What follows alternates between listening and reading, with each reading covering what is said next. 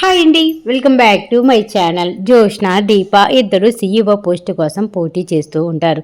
ఒక అతను భోజనాలు ఆర్డర్ ఇవ్వటానికి వస్తారు. అతన్ని అంతా కూడా జోష్న నటనాడి అతన్ని పిలిపిస్తుందన్నమాట. అదంతా తెలియనటువంటి ఈ ఆఫీసులో వాళ్ళు ఇంకా జోష్నకి అతను వస్తాడు, ఫుడ్ ఆర్డర్ ఇద్దామని వస్తే అతనేమో తక్కువ రేటుకి అడుగుతాడు కదా. జోష్న కాదంటుంది, దీప ఒప్పుకుంటుంది కదా. అదంతా ఫేక్ అని దీపకిను, సూరజ్కి, కార్తీక్కి తెలియదు కదా.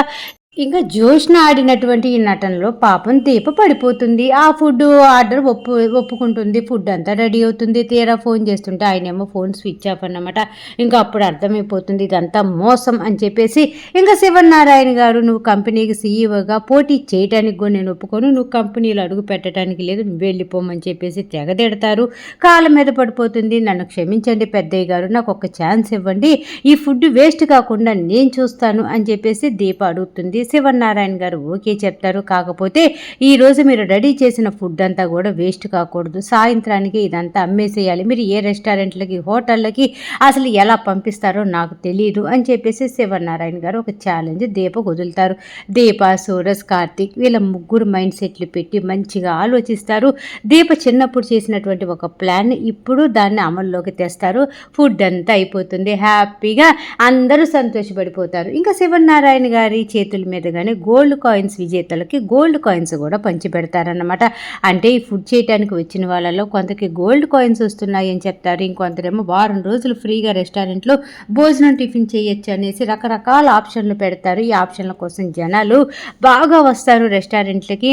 ఇంకా దీప చేసినటువంటి ఫుడ్ అంతా కూడా అయిపోతుంది. మన వంట లెక్క చేతి ఫుడ్ అందరూ రుచి చూస్తారు, అందరూ మెచ్చుకుంటారు. ఇంకా శివనారాయణ గారి చేతుల మీదుగా విన్నర్స్కి గోల్డ్ కాయిన్లు ఇవ్వటం జరుగుతూ ఉంటుంది. అందరూ సంతోషపడిపోతూ ఉంటారు. ఇంకా గోల్డ్ కాయిన్లు గెలిచిన వాళ్ళందరినీ రెస్టారెంట్ దగ్గరికి పిలిపిస్తారు కదా. ఇంకా శివనారాయణ గారి చేతుల మీదుగా ఇప్పిస్తూ ఉంటే వాళ్ళందరూ కూడా ఈ జోష్న రెస్టారెంట్ని తెగ పోగొడుతూ ఉంటారు. శివనారాయణ గారు ఆనందానికి అవధులు లేకుండా పోతుందన్నమాట. ఇంకా అందరూ కూడా రెస్టారెంట్ని మెచ్చుకొని అక్కడి నుంచి వెళ్ళిపోయిన తర్వాత ఇంకా శివనారాయణ గారు అంటూ ఉంటారు, దీప కంగ్రాచ్యులేషన్స్ అమ్మ, అలాగే కార్తీక్ నీకు కూడా, సూరజ్ కంగ్రాచ్యులేషన్స్ అనగానే థ్యాంక్ యూ సార్ అని చెప్పేసి ఇంకా సూరజ్, దీప చెప్తారు. కార్తీక్ మటుకు తాత దీంట్లో నాకు ఎటువంటి సంబంధం లేదు, అంతా కూడా ఈ సూరజ్ దీపే చేశారు కాబట్టి ఈ మార్కులన్నీ కూడా వాళ్ళిద్దరికే వస్తాయి అని చెప్పేసి కార్తీక్ చెప్తాడు. పక్కనే ఉన్నటువంటి జోష్న అంటుందన్నమాట, అవును బావా నీకు దీంట్లో ఎటువంటి సంబంధం లేదు, వాళ్ళిద్దరే చేశారు, నిజమే బావా అనేసి కొంచెం వెటకారంగా మాట్లాడుతుంది. అప్పుడే శివనారాయణ గారు అంటూ ఉంటారు, నేను మిమ్మల్ని కోప్పాడింది నిజమే, ఎందుకంటే రెస్టారెంట్ పేరు దెబ్బతింటే ఎవరికైనా బాధే కదా, ఎంతో కష్టపడితే కానీ మంచి పేరు రాదు, ఒక్క మాటతోటి ఆ పేరంతా పోతుంది అంటే చాలా దిగులు వేస్తుంది కదా, కాబట్టి దీప నీ మీద కొంచెం ఎక్కువగానే కోప్పడ్డానమ్మా, నన్ను క్షమించు అని, నన్ను క్షమించమ్మా అనవసరంగా తిట్టాను అని చెప్పి శివనారాయణ గారు అని వెంటనే దీప అంటుందన్నమాట, పెద్దయ్య గారు మీరు అలా మాట్లాడమాకండి, మీరు మమ్మల్ని క్షమించమని అడగటం ఏంటి, మేము చేసింది ముందు తప్పే కదా, ఎవరు ఎలాంటి వాళ్ళని తెలుసుకోకుండా ఆర్డర్ తీసుకొని ఫుడ్ అంతా రెడీ చేశాం కదా అని చెప్పేసి దీప చెప్తూ ఉంటే ఇంకా శివనారాయణ అంటూ ఉంటాడు, అవును కదా వాడెవడో మన రెస్టారెంట్కి వచ్చి మన రెస్టారెంట్ పరువు తీయాలని చెప్పి ప్లాన్ చేసి ఫుడ్ ఆర్డర్ ఇచ్చాడు అంటే వాడిని పట్టుకోవాలి మనం, అసలు వాడు ఎవడు, ఎందుకు మన రెస్టారెంట్కి వచ్చి మన రెస్టారెంట్ పరువు తీయాలనుకున్నారు, వాడే వచ్చాడా లేదంటే వాడిని ఇంకెవరన్నా పంపించారా, వీటి గురించి ఆరా తీయాల్సిన అవసరం ఉంది అనేసి శివనారాయణ గారు అంటూ ఉంటే కార్తీక్ అంటాడు, అవును తాతయ్య ఇదంతా తెలుసుకోవాలి, మనం తెలుసుకుంటాను కంపల్సరీగా, వాడంతు చూస్తాను అనేసి కార్తీక్ చెప్తూ ఉంటే శివనారాయణ గారు అంటూ ఉంటారు, మీకు అందరి కోసం చిన్న పార్టీ రెడీ చేశాను, అందరూ కూడా ఆ పార్టీలో ఎంజాయ్ చేయండి అనగానే థ్యాంక్ యూ సో మచ్ తాతయ్య అని చెప్పేసి శివనారాయణకి అందరూ థ్యాంక్ యూ చెప్తారా. ఈలోపే జోష్న అంటుంది, పొగడతమే కాదు తాతయ్య వీళ్ళకి క్లాస్ పీకాలి అనగానే క్లాస్ దేనికి అనేసి కార్తీక్ అంటాడు, ఇప్పుడంటే జనాలు వచ్చారు, మన టైం బాగుండబట్టి ఫుడ్ అంతా కూడా సేల్స్ అయిపోయింది, అదే ఒకవేళ వర్షాకాలంలో అంటే ఇంట్లో నుంచి జనాలు బయటికే రారు, అప్పుడు మనం లాస్లో ఉండేవాళ్ళం కదా, మన రెస్టారెంట్ పరువు పోయేది కదా, కాబట్టి ఎవరైనా ఆర్డర్ ఇచ్చేటప్పుడు అతను ఎవరు, అతను ఎలాంటి వాడు, అతను నిజంగానే మనకు ఆర్డర్ ఇస్తున్నాడా, వీటన్నిటి గురించి కొంచెం ఆలోచించి ఆర్డర్ తీసుకోమని చెప్పండి తాతయ్య గారు అనేసి అనగానే జోష్న నువ్వు భలే మంచిగా మాట్లాడావమ్మా, చాలా తెలివిగా మాట్లాడావు, నిజమే నువ్వు చెప్పిన దాంట్లో ఎటువంటి తప్పు లేదు దీప, ఈసారి నుంచి ఎవరైనా ఆర్డర్కి వచ్చినప్పుడు కొంచెం ఆలోచించి ఆర్డర్ తీసుకోండి సరేనా అనేసి అనగానే సరే తాతయ్య గారు అని చెప్పేసి అక్కడి నుంచి ఎటు అటు వెళ్ళిపోబోతూ ఉంటారా. శివనారాయణ గారైతే వెళ్ళిపోతారనమాట. ఇంకా జ్యోత్స్న దగ్గరికి దీప, కార్తీక్ దగ్గరగా వస్తారు. వచ్చి, ఏంటి జ్యోత్స్న, మొహంలో ఎటువంటి సంతోషం లేదు, నువ్వు ఓడిపోయావు అని చెప్పేసి దిగులు బాగా ఉన్నట్టుందే అని చెప్పేసి జ్యోత్స్నని అంటూ ఉంటే, నాకెందుకు దిగులు, అయినా కూడా ఏదో ఒక్కసారి గెలిచాం కదా అని చెప్పేసి రెచ్చిపోమాకనే ముందుంటుంది మీకు అని చెప్పేసి జ్యోత్స్న కోపంగా అక్కడి నుంచి వెళ్ళిపోయి తన క్యాబిన్లో చైర్ దగ్గర తల మీద చేతులు పెట్టుకొని కూర్చొని ఉంటుంది. అప్పుడే సూరజ్ కాఫీ కప్పుతోటి ప్రత్యక్షమవుతాడు. ఇదిగోవే కాఫీ తాగవే అనేసి అనగానే, ఏంటి వీడు ఇంత ఓవర్గా మాట్లాడుతున్నాడు అనేసి జ్యోత్స్న చూస్తూ ఉంటుంది. ఒకప్పుడు సూరజ్ని కూడా అలాగే కాఫీ కప్పిచ్చి, తాగరా, నీ తలకు బాగా తలనొప్పి బాగా ఎక్కువైనట్టుందిగా అని ఉంటుంది. ఆ మాటలన్నీ కూడా తిరిగి సూరజ్ జ్యోత్స్నకి అప్పచెప్తూ ఉంటాడనమాట. అప్పుడే జ్యోత్స్న అంటూ ఉంటుంది, రే, దీని అంతటికి కారణం నువ్వే కదా, ఈ దీపని గెలిపించాలని కాదురా నువ్వు ఈ రెస్టారెంట్కి వచ్చింది, నా మీద కక్ష తీర్చుకోవడానికి వచ్చావు కదా, అందుకే దీపకు తోడుగా ఉండి ఇవన్నీ చేపిస్తున్నావు కదా అనేసి సూరజ్ మీద ఫైర్ అవుతూ ఉంటుంది జ్యోత్స్న. అప్పుడే సూరజ్ అంటాడు, నువ్వు ఏది ఏమనుకున్నా సరే నేనైతే ఈ ప్లాన్లో గెలిచాను కదా, నువ్వే ఆ మనిషిని పంపించుంటావని నాకు తెలుసు, ఎందుకంటే దీపనే సీఈఓ అవటం నీకు ఇష్టం లేదు కాబట్టి ఏదో ఒకటి చెయ్యాలి అని చెప్పేసి, నీ అంత మోసగత్త, నీ అంత మోసం చేసే మనుషులు ఇంకెవరూ ఉండరే నిజంగా కంపెనీలలో, ఇదే మైండ్ కానీ నువ్వు కంపెనీని అభివృద్ధి చేయటానికి కానీ పెంచావంటే నువ్వు సీఈఓ ఏంటి, ఈ రెస్టారెంట్కి మేనేజర్ కూడా అయిపోతావు, మేనేజర్ ఏంటి ఓనర్వి కదా, కాబట్టి ఇంకా పై స్థాయికి ఎదుగుతావు, కాకపోతే నువ్వు ఎప్పుడు కూడా మంచిగా నీ మైండ్ సెట్ ఉపయోగించట్లేదే, ఎప్పుడు ఎవరిని మోసం చేద్దామా, ఎవరిని పాతాళానికి తొక్కుదామా అనేసి ఆలోచిస్తున్నావు అనేసి జ్యోత్స్నని బాగా సోరసు పెడుతూ ఉంటాడు వేడి వేడిగా.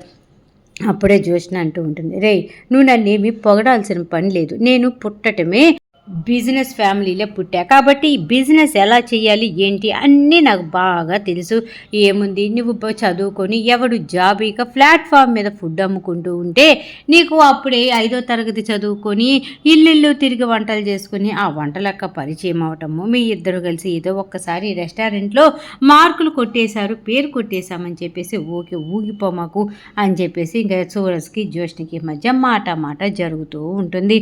అప్పుడే సూరజ్ అంటూ ఉంటాడు, మీ తాతయ్య చాలా మంచివారు, అతను కూడా మిడిల్ క్లాస్ ఫ్యామిలీ నుంచే పై స్థాయికి ఈ స్థాయికి రావడానికి ఆయన ఎంత కష్టపడి ఉంటాడో కదా, కాబట్టి వాళ్ళ పేరు నిలబెట్టడానికే చూడు, వాళ్ళ పేరు పోగొట్టడానికి చూడమాకు అని చెప్పేసి ఇంకా మంచిగా గడ్డి పెడుతూ ఉంటాడనమాట.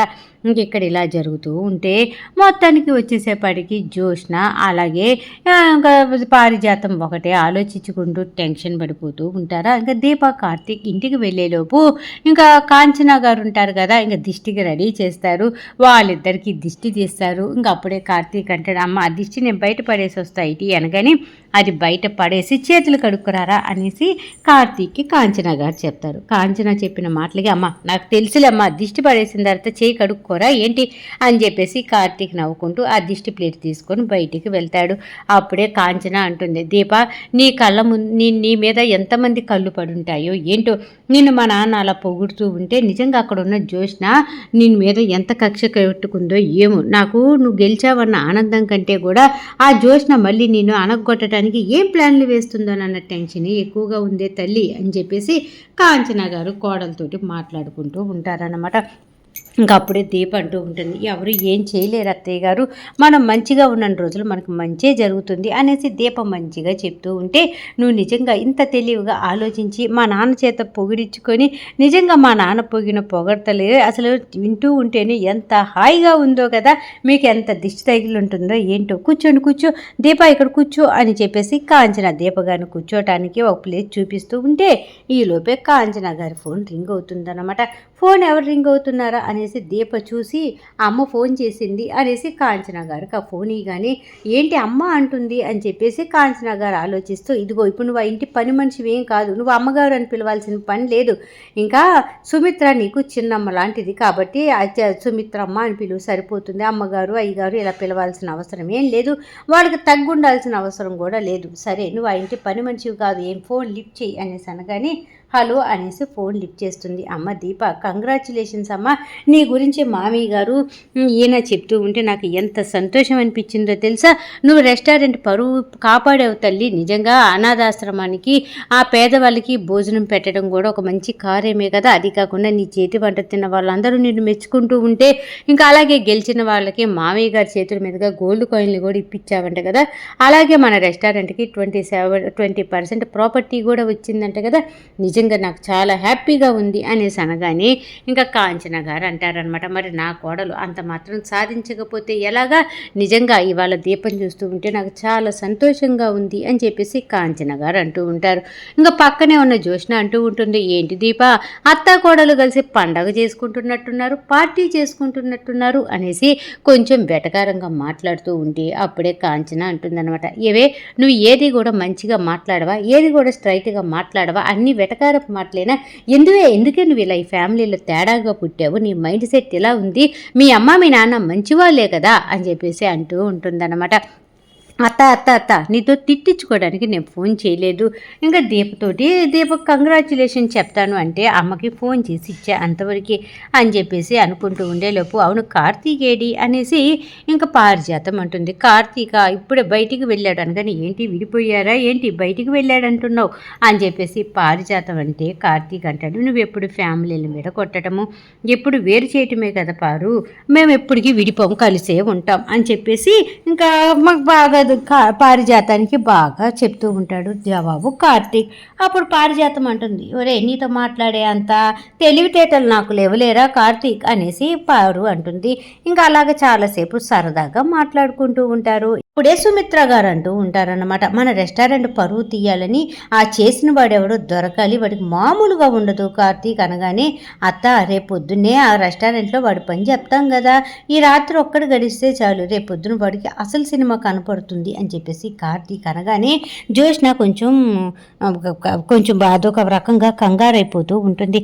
అదేంటి బావ అలా మాట్లాడుతున్నాడు, బావకి నిజం తెలిసిపోయిందా, అందుకే రేపొద్దున రెస్టారెంట్లో వాడి సంగతిని చెప్తామని అమ్మతో అంటున్నాడా అనేసి ఇంకా కాసేపు మాట్లాడుకుంటారు. ఫోన్ కాల్స్ కట్ అయిపోతాయి అన్నమాట. ఇంక ఇక్కడ ఇలా జరుగుతూ ఉంటే బయట సూరజ్ అటు ఇటు తిరుగుతూ రెస్టారెంట్లో జరిగిన దాని గురించి ఆలోచిస్తూ ఉంటాడు.